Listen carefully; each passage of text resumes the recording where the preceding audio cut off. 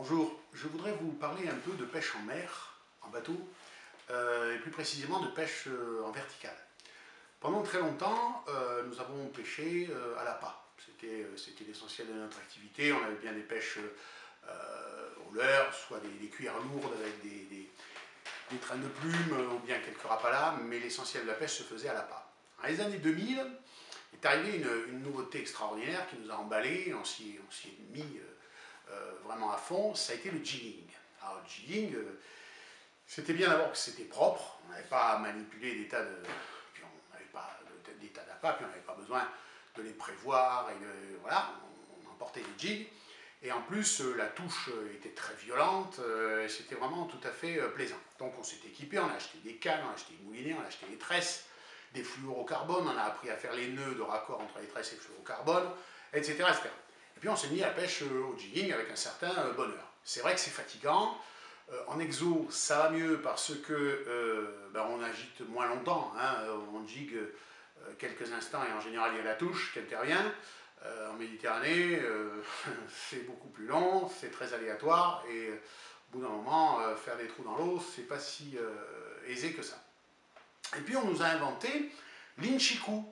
Alors ça ressemblait, mais c'était plus reposant, plus doux. Alors on a racheté des cannes, on a racheté des moulinets, on n'a pas eu besoin d'apprendre à faire des nœuds, on a racheté des tresses, des fluoros, etc. On s'est mis à l'inchiku.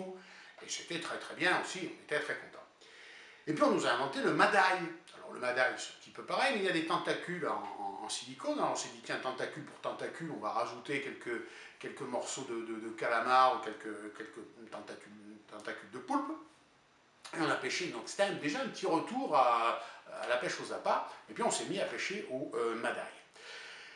Et puis, on nous a inventé le slow jig. Alors le slow jig, ça c'était, je dois reconnaître, c'est peut-être ce qui nous a le plus emballé, parce qu'on revenait au jig, mais moins fatigant, avec des animations minimalistes en slow pitch, etc. Et toujours ces belles prises avec des cannes plus longues, plus souples. Alors on a racheté des cannes, on a racheté des moulinets, etc. Vous connaissez la chanson. Et on s'est mis au slow jig. Et toutes ces dernières années, c'est vrai que c'est le slow jig qui nous a occupé le plus longtemps. Et puis, comme la vie est un éternel recommencement, eh bien les Japonais nous ont rappelé que la pêche à l'appât, ça existait aussi, que le poisson aimait toujours bien se nourrir avec de vraies choses qui se mangent, et donc on nous a inventé le ténia. Alors, le ténia, c'est une tête plombée finalement, sur laquelle on enfile une crevette avec deux hameçons, un hameçon moulé dans le plomb, et puis un assist. Donc, on descend ça sur le fond. Alors, en général, le problème, c'est que les ténias sont de faible grammage. Hein, c'est pas tellement destiné aux grandes profondeurs, comme on peut les trouver en Méditerranée. Donc, c'est très adapté à la Manche, à la mer du Nord, enfin, des endroits que moi, je ne pêche pas. Mais donc, on trouve des ténias en onces, donc 28 grammes, et puis des divisions, hein, 14, 21, etc. On trouve quelques ténias plus lourds, mais ce n'est pas si répandu que ça. Alors voici tout de même un ténia plus lourd, un ténia de 100 grammes. Donc on voit ici un hameçon assez gros, mais pas immense, avec donc une plombée qui est un cône tronqué, peint en peinture phosphorescente, qui va être éclairé sur le fond, pas idiot pour les grandes profondeurs, et un petit assist que je trouve quand même un peu petit, un assist, l'hameçon un peu petit, l'assist un peu court, mais bon, ça on peut le changer facilement, pour venir se mettre dans l'autre sens. Et ici sur le dessus, eh bien, petit émerillon pour suspendre notre crevette comme ça. Alors, c'est bien, ça fonctionne, 100 grammes, mais ça peut être quand même parfois un petit peu léger. Et puis surtout, si on veut changer de grammage, il faut sortir la crevette. Mais si on l'a ficelée avec un élastique, on va tout déchiqueter, ça ne va pas aller. Donc il faudra avoir un autre ténia monté. Du coup, la crevette, elle va rester en plein soleil, elle va s'abîmer. Alors il faut avoir 4 cannes montées. Alors évidemment, les spécialistes vont dire qu'il faut acheter énormément de matériel. On est d'accord, pas de souci. Mais ce n'est pas le cas de tout le monde. Donc j'ai voulu fabriquer un ténia à plomb B amovible et interchangeable. Et voilà. Donc, qu'est-ce que c'est?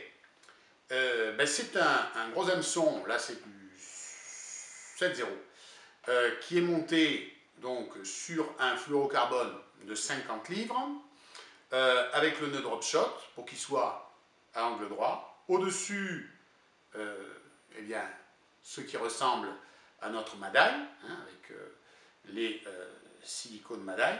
Un assist directement attaché sur l'anneau de l'hameçon. Et dessous, une agrafe tout à fait proche, un agrafe rapide, qui est donc très très près de l'hameçon et qui va permettre de changer instantanément de plombier. Ici, nous avons 140 grammes, mais on peut très bien y mettre 60, y mettre 80. Alors, j'ai peint les plombs en rose fluo. Je vous expliquerai pourquoi. 100. Ici, je dois avoir, donc ça c'est 140, ça c'est 165. Ceci c'est 220. Mais si on veut pêcher dans des fonds très faibles, rien ne nous interdit de mettre 20 grammes. Ça sera la même chose. Voire 15 grammes, voire moins.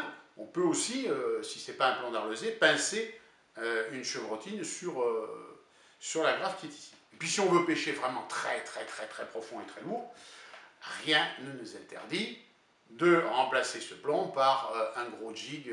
Celui-là doit faire 450 grammes. Voilà. D'ailleurs, si on n'a pas les plombs, on peut utiliser des jigs désarmés ou des cuillères. Voilà, tout ce qui est en plomb et tout ce qui est lourd peut faire l'affaire. Et là-dessus, l'intérêt, c'est que voilà, c'est interchangeable. On va pouvoir l'animer sur le fond tout doucement.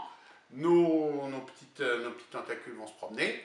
Et voilà, ça devrait marcher très bien. Alors, je vais vous montrer ce que ça a donné en mer, même si je n'ai pas fait des miracles. Je pense que c'est quelque chose qui va bien être intéressant. Et puis, bon, dans une autre vidéo, si ça vous intéresse, je vous montrerai comment j'ai fabriqué ceci. Voilà.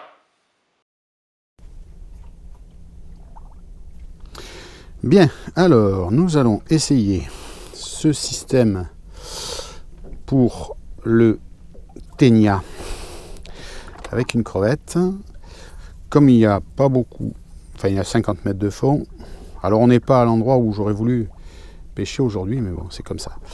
Donc on va se contenter d'un petit plomb doit faire 40 grammes qu'on va insérer ici.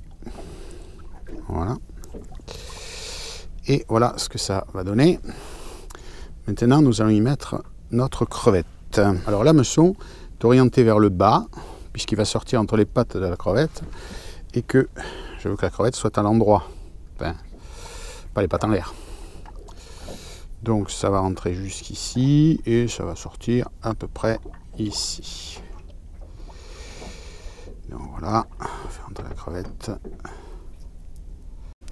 Notre crevette est installée. Maintenant, on va lui mettre l'autre hameçon, puisque l'hameçon, celui-là, va venir sur le dessus. Alors, je vais entourer comme ça. Ici, non, peut-être pas. Et avec cet hameçon, on va relier les anneaux qui sont là avec la tête. Donc, on va rentrer ici. Et on va sortir dans la partie dure de la tête. Voilà. Comme ceci. Ça va se présenter comme ça. Avec le plomb dessous. Voilà. Elle a la tête un peu penchée encore. Je vais faire sortir moins. Voilà. Alors un petit plomb, pas très gros. Pour cette fois-ci. Et en plus, un petit starlight que nous allons illuminer correctement. Voilà. Bon, on va positionner le bateau et on va mettre ça dans l'eau. Le petit starlight, bon là, c'est le jour, hein, mais bon, puisqu'il y est, on va le mettre. On va voir ce que ça donne. Et voilà.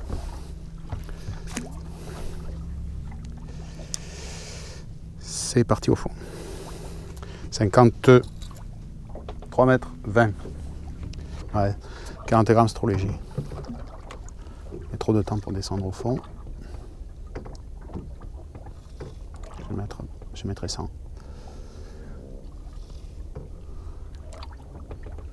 Ouais, on y est. On y est, mais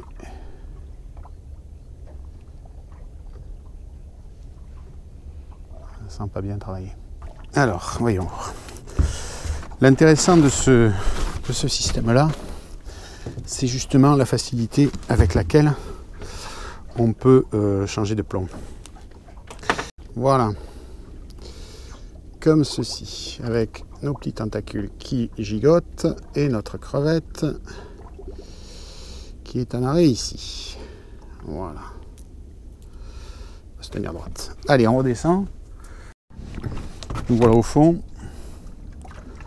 Donc c'est sûr qu'avec la plombée de 100 grammes,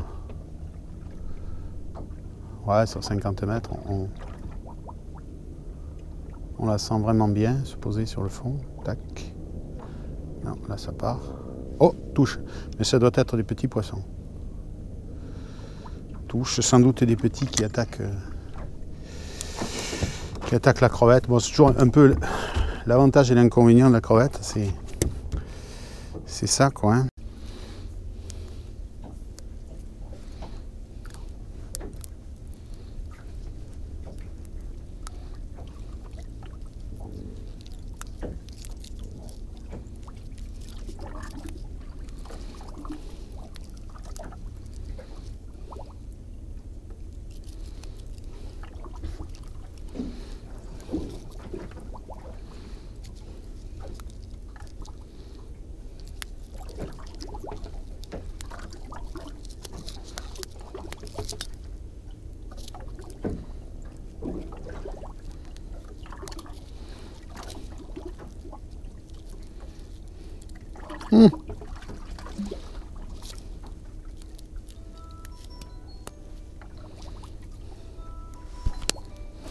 Qui donc nous téléphone? Il n'y a pas que le plomb là, qu'est-ce que c'est? J'ai rien senti. Je vais prendre un paquet d'algues. Ouais, je vais prendre un paquet d'algues.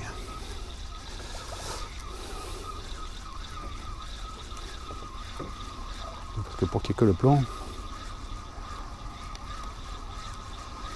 ça ne plairait pas comme ça quand même. Ouais, une merde. Un poulpe, putain, je le crois pas.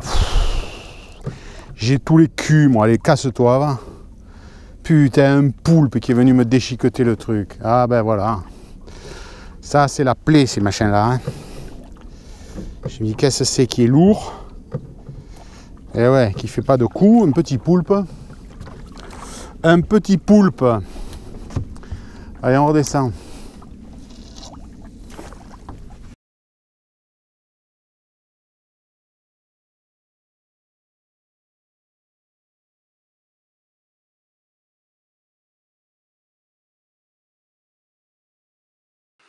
Donc, vous avez vu un petit peu ce que a donné la pêche avec ce système de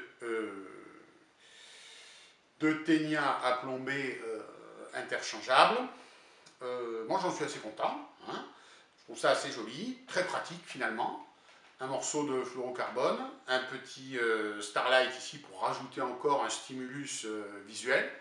On a un stimulus visuel, on a un stimulus vibratoire ici, et puis on a le stimulus olfactif et gustatif avec la crevette. Un petit bas de ligne, 40-50 cm, un anneau qu'on peut facilement nouer avec, relier à un anneau brisé au bas de notre bas de ligne de la canne. Ainsi, on va pouvoir passer de ce système-là à un slow jig, puisque je vais utiliser une canne slow jig, ou Inchiku, avec une canne Inchiku. Donc, c'est économique comme procédé. Voilà mon petit ténia à plomber amovible.